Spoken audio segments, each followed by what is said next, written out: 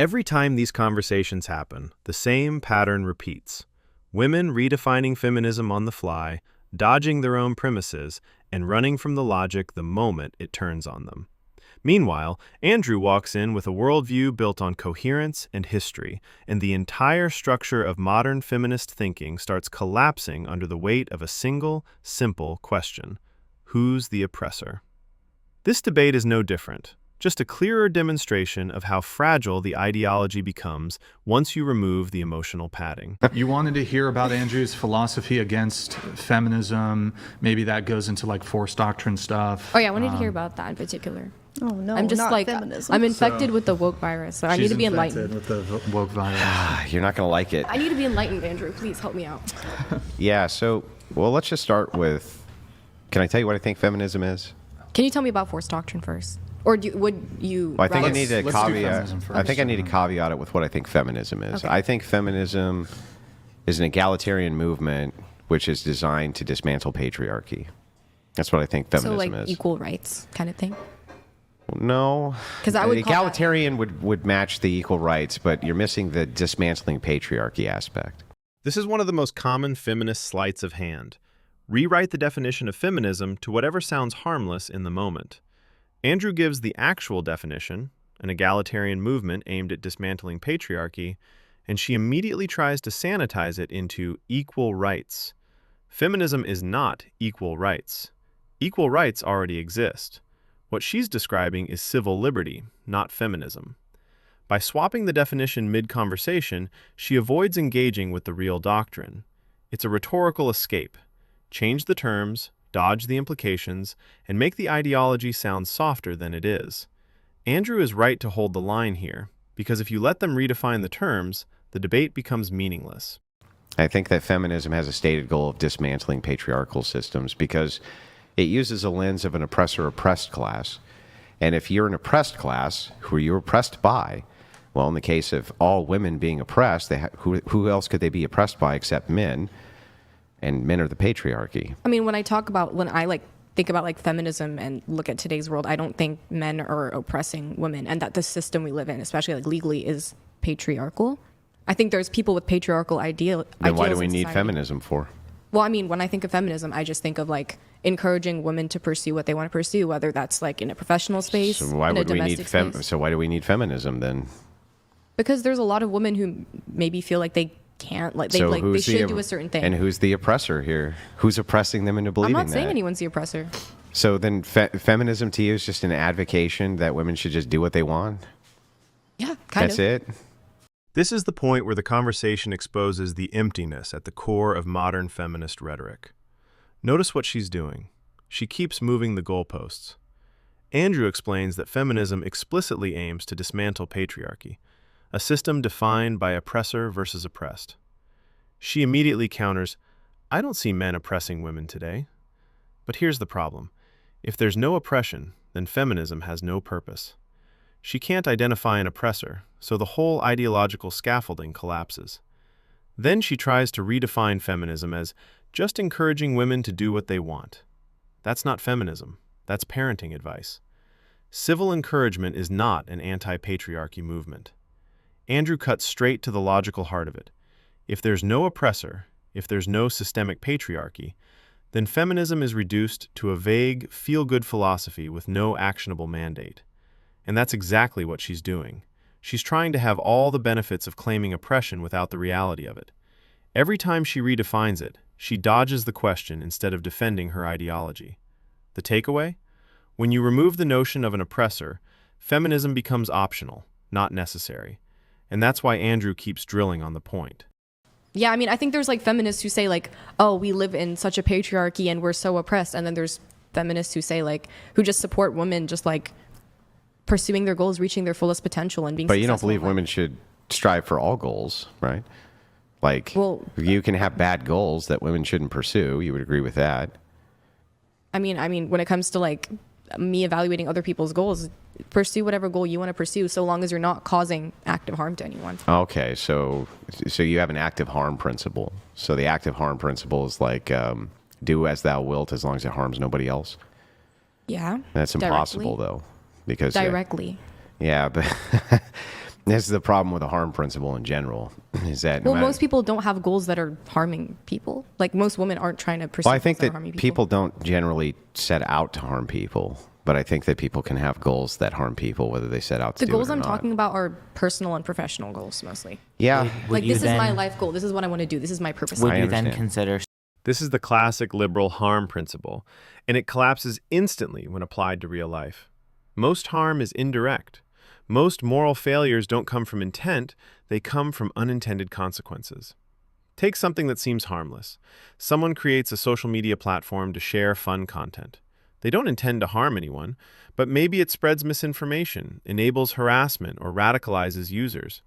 According to her principle, none of that counts, because no one was actively harmed. This kind of morality always leads to chaos because it relies on subjective interpretation.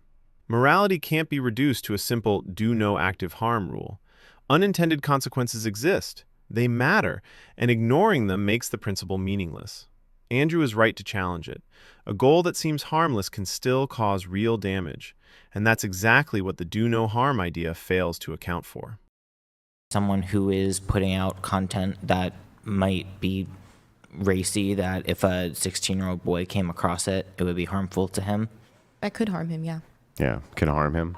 But I mean, also that like pivots into my whole like beliefs on the sex work debate. I want to stay focused on this. Well, okay, so I guess I'll try to make it easy for you. So I think patriarchy itself is the stated goal of deconstruction from feminism. I do think that they want to deconstruct the patriarchy, and they're trying to move women into egalitarian positions with men. And that's why the patriarchy has to be deconstructed. I mean, when I think of feminism, I think of like a broad range of movements. You have like the first wave of feminism, modern feminism, It's all and the it same encompasses movement. a lot of like different degrees of beliefs, which is why Watch how she tries to dodge the main issue. Andrew lays out that feminism's core goal is dismantling patriarchy, the system that gives men power, and she immediately shifts to talking about the different waves of feminism. This is a textbook distraction tactic. Instead of addressing the actual ideology, she breaks it into softer, more palatable pieces. Changing the era or the flavor doesn't change the underlying agenda, and that's exactly why he calls her out. First wave, second wave, fourth wave, different expressions, same ideological goal: dismantle male authority structures. The packaging changed, but the mission stayed the same. like I wanted to hear more about like the whole force doctrine thing. Well, force doctrine is just advocating that men have a monopoly on force. And so since men have a monopoly on force, women are always going to have to appeal to a patriarchal system to enforce their rights. And so no matter what happens, you end up with circularity. Men have the monopoly on force. Women will always have to appeal to men for force. Therefore, it's true feminism and dismantling of patriarchy is never possible because they're always appealing to the patriarchy in order to enforce their rights. Okay, so, I mean, when I hear you say that, what I immediately think is like you're drawing a sort of legitimacy from the fact that men have greater strength, greater capacity for force and violence. They have the monopoly on force, right? They do have the legitimacy from your worldview, not mine. But it's your worldview that gives them the legitimacy. This is where she shows she doesn't understand the difference between describing reality and endorsing it. Andrew is stating a fact. Men have a monopoly on force. She reads it as, you're saying it's morally good. This confusion underpins almost every feminist argument. They can't separate is from ought. But let's go a step further. Even if what Andrew is saying were an ought, that men holding power is justified, what's actually wrong with that? All the things she mentioned, greater strength, greater capacity for force and violence, that's how societies function. Rules, laws, and order depend on authority being recognized. Without it, nothing gets enforced. She seems offended, as if handing all this power to women would make people automatically obey. That's a fantasy. Andrew isn't issuing a moral judgment, he's showing how the world actually works, not how she wishes it did.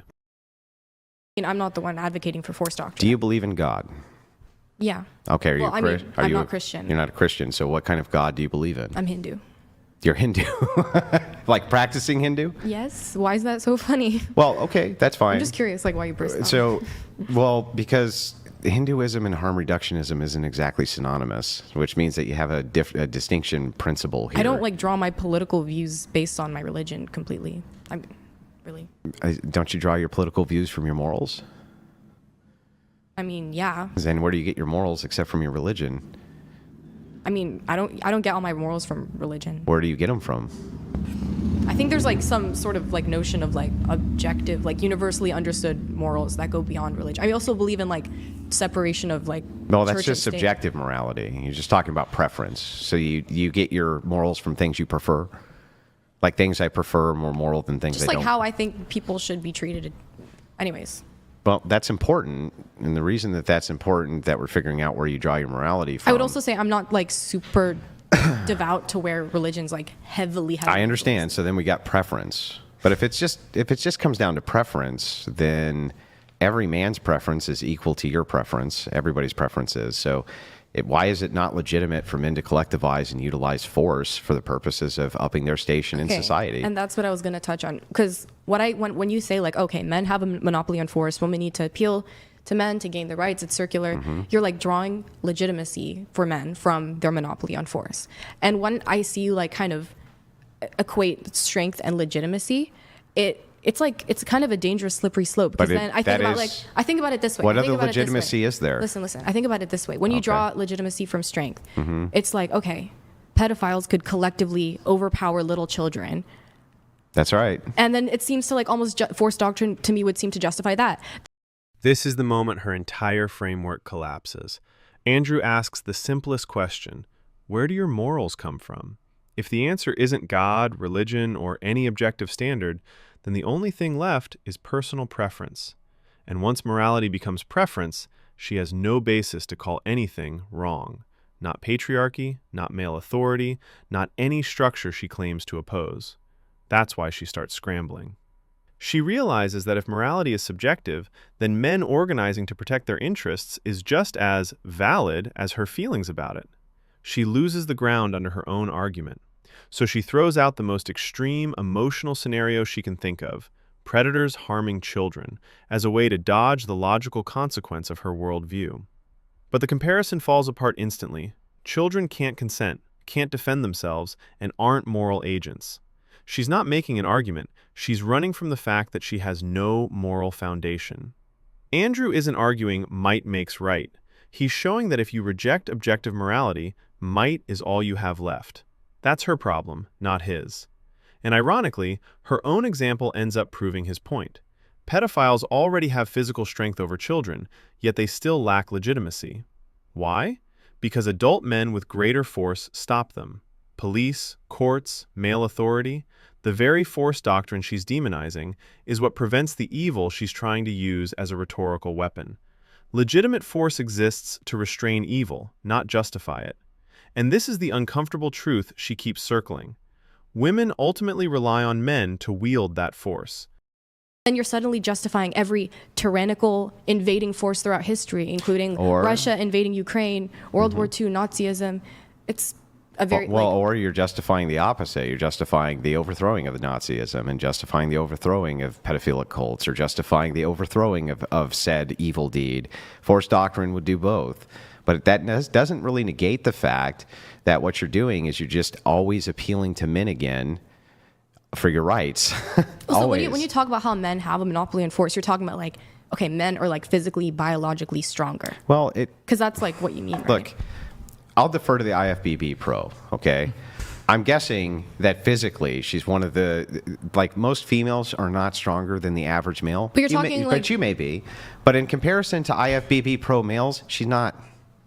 You're making... Most of them are stronger on average, right? You're pointing to but what I'm saying is that just on average, and it's not minuscule. Like, no offense, right? But I'm guessing that there's hormone replacement and all sorts of thing that goes on that assists with you being able to really get jacked the way that you are, right? Okay, for sure. So the thing is like, men are also doing that in the IFBB, and they get much stronger. And it's not a slight distinction in strength. You're talking about you're talking about 50 to 75% strength differential. That is fucking huge. That's like fighting with a gorilla. That's like fighting with a gorilla.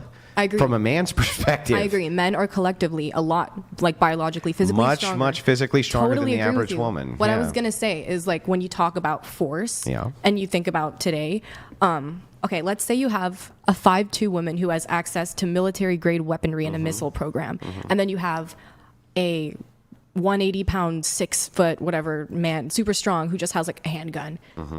Force today, it can be, like, remote and can be mechanical and is not purely biological. She could physically, using force, overpower him.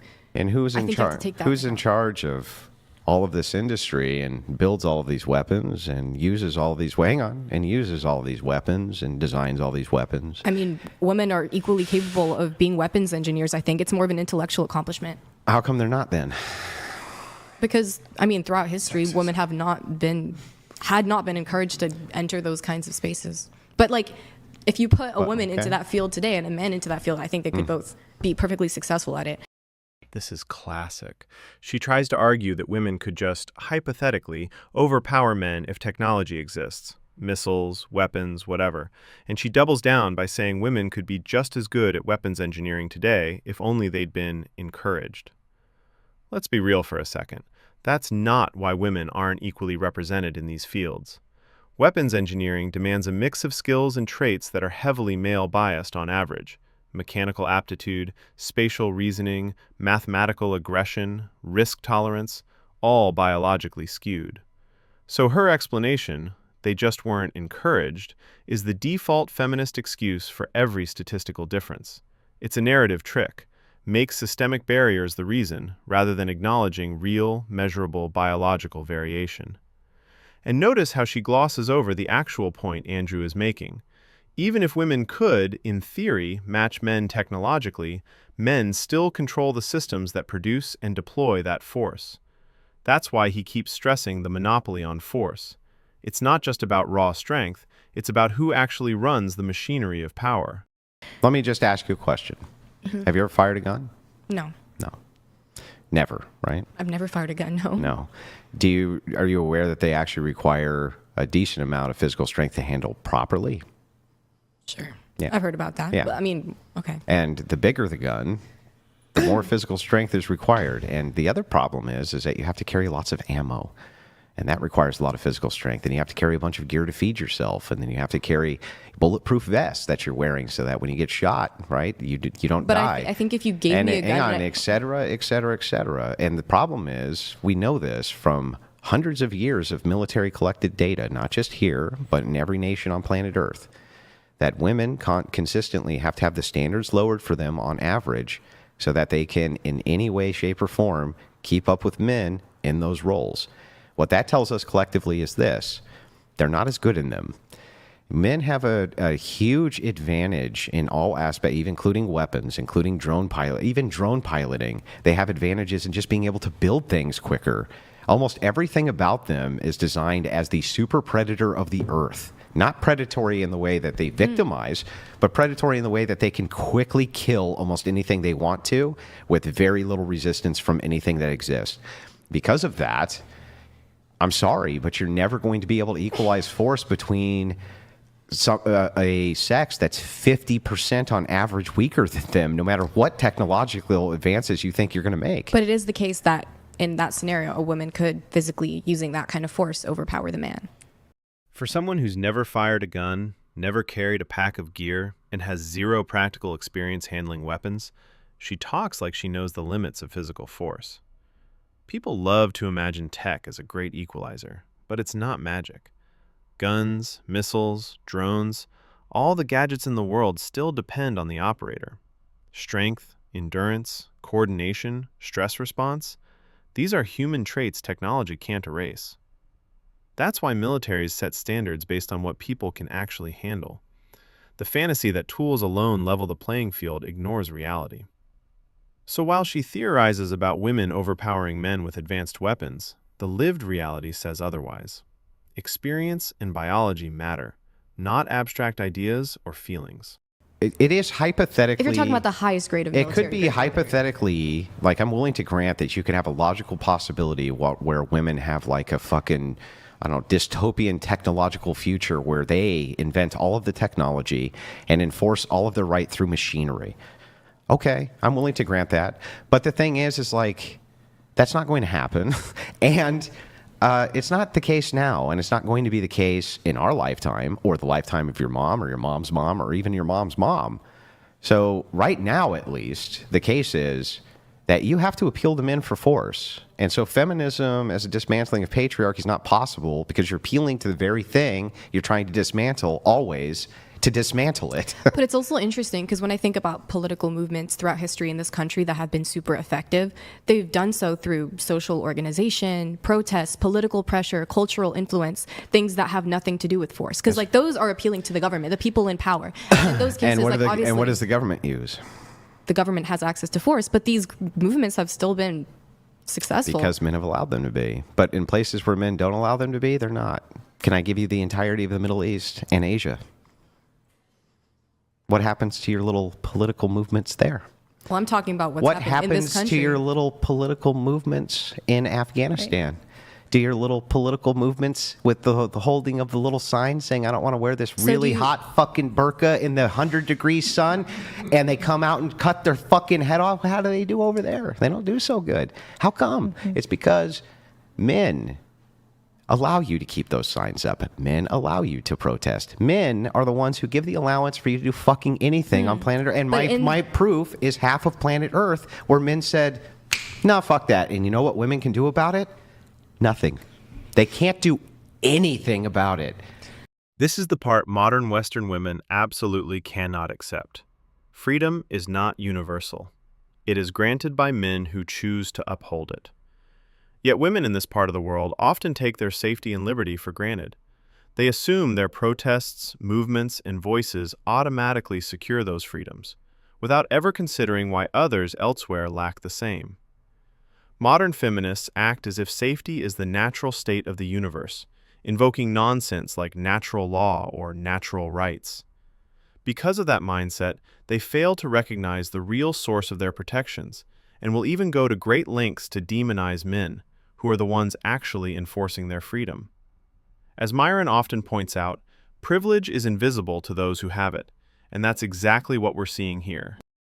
But in the democratic country we live in, those are valid All relying tools on that men. can All relying on men allowing you to have a democracy. Valid change. Right. I think you're thinking that women were able to get rights to vote just because of their protest, but no, it's actually because they needed votes since so many men were at war or dying in war.